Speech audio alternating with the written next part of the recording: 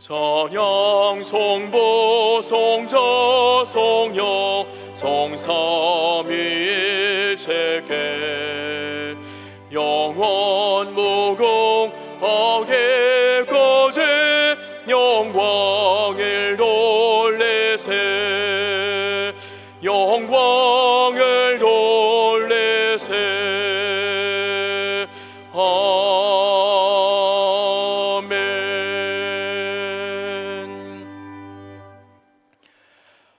왕이신 나의 하나님이여, 내가 주를 높이고 영원히 주의 이름을 송축하리이다. 내가 날마다 주를 송축하며 영원히 주의 이름을 송축하리이다. 여호와는 위대하시니 크게 찬양할 것이라. 그의 위대하심을 측량하지 못하리로다.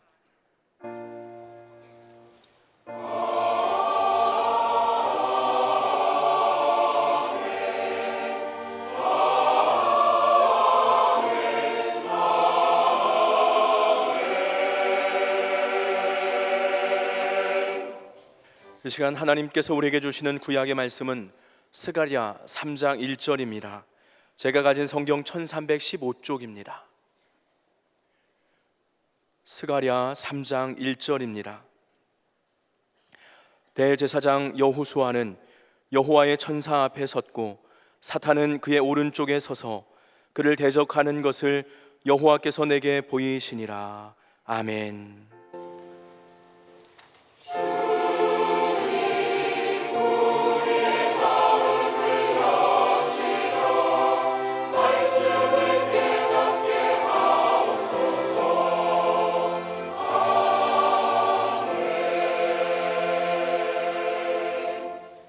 하나님께서 우리에게 주시는 신약의 말씀은 마가복음 7장 24절부터 30절까지입니다. 제가 가진 성경 65쪽입니다. 마가복음 7장 24절부터 30절까지입니다. 예수께서 일어나사 거기를 떠나 두로 지방으로 가서 한 집에 들어가 아무도 모르게 하시려 하나 숨길 수 없더라. 이에 더러운 귀신 들린 어린 딸을 둔 한 여자가 예수의 소문을 듣고 곧 와서 그 발 아래 엎드리니, 그 여자는 헬라인이요 수로보니게 족속이라. 자기 딸에게서 귀신 쫓아내 주시기를 간구하거늘 예수께서 이르시되 자녀로 먼저 배불리 먹게 할지니 자녀의 떡을 취하여 개들에게 던짐이 마땅치 아니하니라. 여자가 대답하여 이르되 주여 올소이다마는 상 아래 개들도 아이들이 먹던 부스러기를 먹나이다. 예수께서 이르시되 이 말을 하였으니 돌아가라. 귀신이 네 딸에게서 나갔느니라 하시매 여자가 집에 돌아가 본즉 아이가 침상에 누웠고 귀신이 나갔더라. 아멘. 예수께서는 공생의 중반 갈릴리 지방을 떠나 서북쪽에 있는 이방 땅 항구 도시 두로로 가셨습니다. 예수께서는 유대인의 우월감이나 이방인에 대해서 내려다보는 고정관념에 얽매이지 않으셨습니다. 그래서 사마리아를 가로질러 가셨던 것인데, 여기에 살고 있는 사람들은 유대인들의 정서를 알고 있기 때문에 자연히 유대인에 대해서 적대감을 갖고 있었다고 합니다. 그런데 예수께서 여기에 오신 겁니다. 25절에 이에 더러운 귀신 들린 어린 딸을 둔 한 여자가 예수의 소문을 듣고 곧 와서 그 발 아래 엎드리니, 이 여자는 유대인에 대한 적대감을 누르고 그분은 차별 안 한다더라는 소문도 듣고 있었을 겁니다. 이 여자의 확실한 신앙과 간곡한 태도를 읽을 수 있습니다. 그런데 이상한 것은 정작 딸을 데리고 오지 않았습니다. 여러 가지로 추측해 볼 수 있습니다. 예수께서 여기 오실 분이 아니신데 이런 천금 같은 기회가 다시 없을 테니까 워낙 다급한 마음이었을 것이고, 그래서 혼자 왔다. 또는 딸을 데리고 올 수 없을 정도로 악화되어 있었을 것이다. 그런가 하면 사귀 들린 사람은 예나 지금이나 성령의 역사가 있는 곳으로 안 가려는 현상이 여기도 나타났을 수 있습니다. 오늘날도 사귀 들린 사람들이 있어요. 그런 분들은 교회 가기를 싫어합니다. 목자 만나기 싫어합니다. 성령의 역사가 있는 곳은 자꾸 피합니다. 그리고 만나도 눈을 정면으로 바라보지 못합니다. 그리고 어떻게든지 무슨 핑계를 대서라도 피하려고 그러지요. 또 예수께서는 본인이 안 와도 얼마든지 해결하실 수 있음을 믿었습니다. 그래서 26절과 27절에 그 여자는 헬라인이요 수로보니게 족속이라 자기 딸에게서 귀신 쫓아내 주시기를 간구하거늘 예수께서 이르시되 자녀로 먼저 배불리 먹게 할지니 자녀의 떡을 취하여 개들에게 던짐이 마땅치 아니하니라. 이 부분에 대해서 칼빈은 이 여자의 열심을 자극하고 정열을 부채질하기 위해서 예수께서는 그렇게 하셨다는 겁니다. 그랬더니 28절에 여자가 대답하여 이르되 주여 올소이다마는 상 아래 개들도 아이들이 먹던 부스러기를 먹나이다. 예수님의 말씀을 곡해할 수도 있고 불평할 수도 있고 항거할 수도 있고 역시 유대인을 벗어나지 못하는구먼 그러면서 돌아갈 수도 있습니다. 그러나 당연한 권리로서가 아니라 예수님 권능의 작은 조각이라도 자기 딸이 낳을 수 있다는 확신을 가졌고 낙심하여 후퇴하기 쉬운 상태에서 오히려 인내하며 매달렸습니다. 그 결과 29절과 30절에 예수께서 이르시되 이 말을 하였으니 돌아가라 귀신이 내 딸에게서 나갔느니라 하시매 여자가 집에 돌아가 본즉 아이가 침상에 누웠고 귀신이 나갔더라. 오늘 본문과 같은 기사가 마태복음에도 기록되어 있는데 마태복음 15장 28절에는 이에 예수께서 대답하여 이르시되 여자여 네 믿음이 크도다 네 소원대로 되리라 하시니 그때부터 그의 딸이 나으니라. 예수님의 능력은 공간을 초월해서 얼마든지 역사하셨습니다. 그래서 예수님은 여기 계신데 역사는 저리로 나타나고 그쪽을 지배할 수 있고 역사할 수 있으십니다. 여기서 우리가 붙잡아야 할 대목이 있습니다. 먼저 예수께서는 자존심을 건드리면서 일단 거절하셨습니다. 혹 좀 기분이 언짢아도 인내로서 기다리는 믿음인지 떠보시는 것이었습니다. 이럴 때 잘해야 합니다. 기분에 따라 자존심 때문에 이 일을 그르치는 일이 없으시기 바랍니다. 조금 참고 기다리면 되는데 우리는 감정에 좌우되고 알량한 자존심 세우다가 어마어마한 것을 놓치는 일은 얼마나 많습니까? 하나님께서 주시는 은혜가 감정이나 자존심과 비교할 수 있는 일입니까? 우리의 직장 생활이 어떻습니까?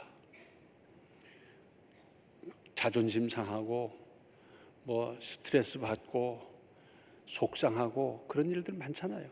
그래도 다닙니다.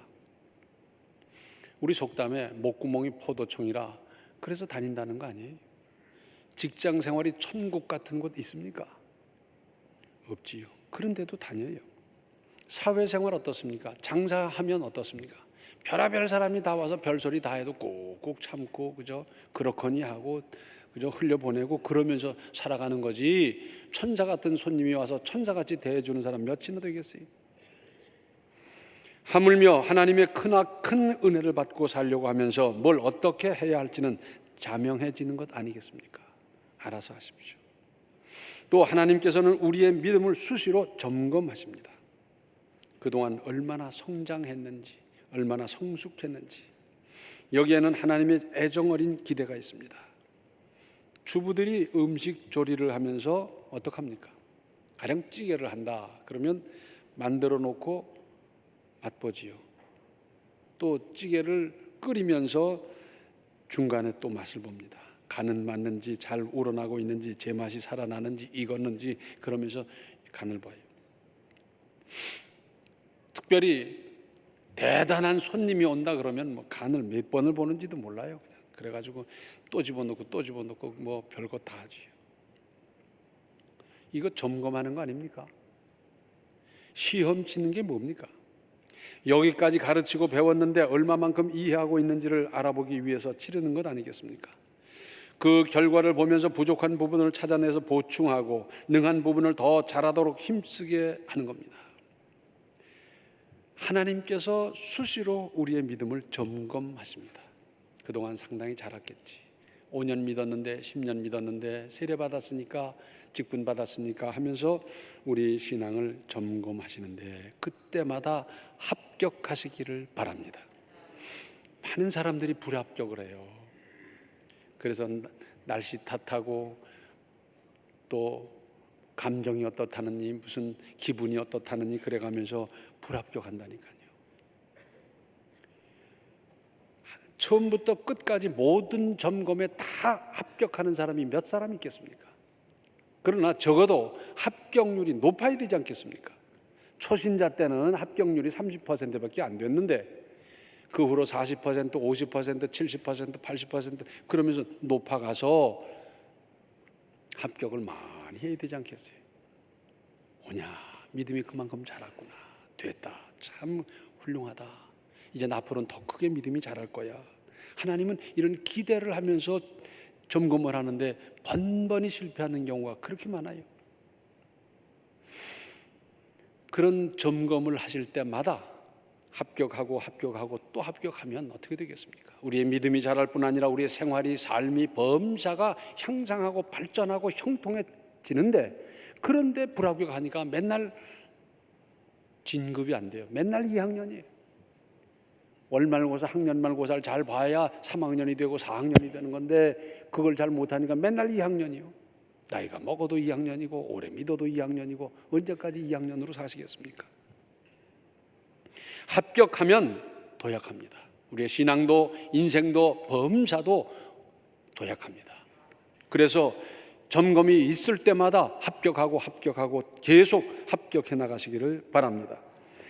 여기에 나온 여자같이 확신과 간곡한 태도로 우리 또한 큰 은혜를 받도록 하십시다. 하나님은 은혜 주시려고 언제나 준비하고 계신데 우리는 왜 못 받고 있습니까?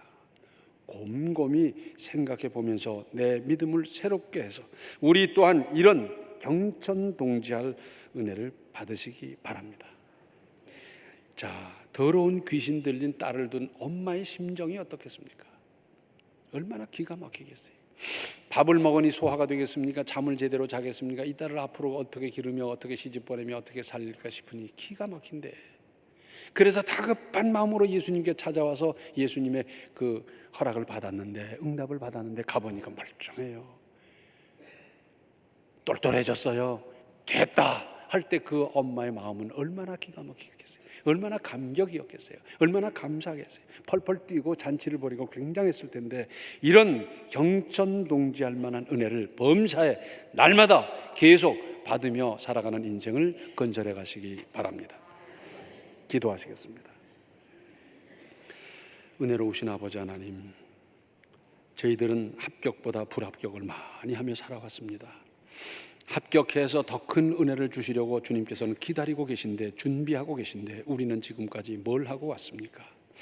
주님께서 점검할 때마다 합격하고 이기고 승리하고 승전하고 성공하는 우리의 믿음이 다 되게 하여 주셔서 주님으로부터 칭찬받고 인정받는 믿음이 될 뿐만 아니라 그때마다 우리는 성큼성큼 모든 것을 성장시켜 나가는 우리의 인생 만들어가게 하여 주시옵소서.